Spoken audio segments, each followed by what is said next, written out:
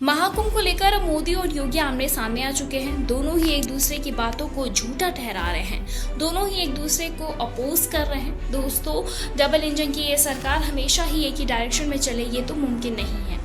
अगर ऐसा इस बार भी हुआ है तो आपको याद होगा कि कुछ दिन पहले ही हमने आपको बताई थी कि एक रिपोर्ट आई थी जिसमें ये बताया गया था, सीपीसीबी की थी रिपोर्ट, जिसमें कि दिल्ली वाले central board pollution control board की रिपोर्ट थी, जिसमें बताया ये गया था कि कुंभ के संगम का जो पानी है वो नहाने क्या पीने के भी लायक नहीं है। अगर इसमें कोई नहाता है तो उसे कई तरह की बीमारियां हो सकती हैं, त्वचा रोग भी हो सकते हैं। तो जब ये रिपोर्ट सामने आई है तो कई तरीके के सवाल उठने लगे कि क्या जनता की जान के साथ खिलवाड़ किया जा रहा है।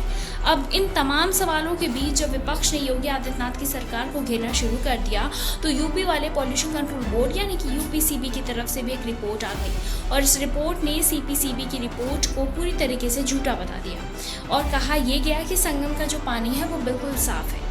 अब बता दें कि दोनों ही सीपीसीबी और यूपीसीबी की एक दूसरे के आमने सामने आ चुके हैं, दोनों ही एक दूसरे की बातों को गलत ठहरा रहे हैं। और सिर्फ इतना ही नहीं, बताते चले कि आरपीएफ और रेलवे भी आमने सामने आ चुके हैं। आपको याद होगा कि पहले कुछ खबर सामने आई थी जिसमें ये कहा गया था कि किसी तरीके से भगदड़ में कई लोगों की जान चली गई और छोटे बच्चों तक की जान चली गई, लोगों का दम घुटने की वजह से भी जान चली गई। और तो और कि किस तरीके से भगदड़ हुई ये सब कुछ हमने आपको दिखाया और बताया हुआ था।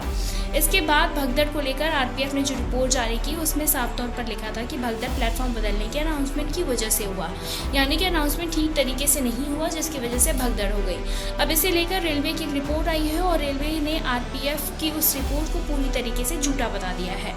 जो आरपीएफ कह रहा है उसे रेलवे गलत बताया जा रहा है। तो क्या कोई कोऑर्डिनेशन ही नहीं है? क्या किस तरीके से कोई काम हो ही नहीं पा रहा है? क्या सेंट्रल, क्या केंद्र सरकार या फिर क्या राज्य के बारे में क्या किसी को कुछ भी नहीं पता?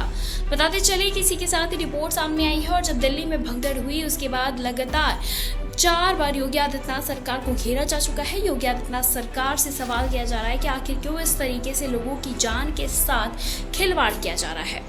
आपको बताते चले इसी के साथ ही उत्तर प्रदेश के पूर्व सीएम अखिलेश यादव ने भी योगी आदित्यनाथ को कुंभ के मामले में लगातार घेरना शुरू कर दिया और साफ तौर पर जब इस तरीके से उत्तर प्रदेश की योगी आदित्यनाथ सरकार कटघरे में खड़े होने लगे तो गिरने लगी सवालों से परेशान हो गई। तो ये जो तमाम बातें निकलकर सामने आ गई ये उन्हें झूठा कहना शुरू कर दिया। पहले तो सीपीसीबी की रिपोर्ट को गलत बताया गया और फिर उसके बाद रेलवे ने ही भगदड़ वाली बात को भी गलत बता दिया गया। अनाउंसमेंट वाली जो बात थी उसे भी आरपीएफ की रिपोर्ट ने जारी की, उसे भी गलत बता दिया। अब तो ये सोचना है कि किसी तरीके से क्या कोई कोऑर्डिनेशन ही नहीं है, क्या किसी को कुछ पता ही नहीं है कि क्या हो रहा है क्या नहीं हो रहा है। सेंट्रल में भी भारतीय जनता पार्टी की सरकार है, स्टेट में भी भारतीय जनता पार्टी की ही सरकार है।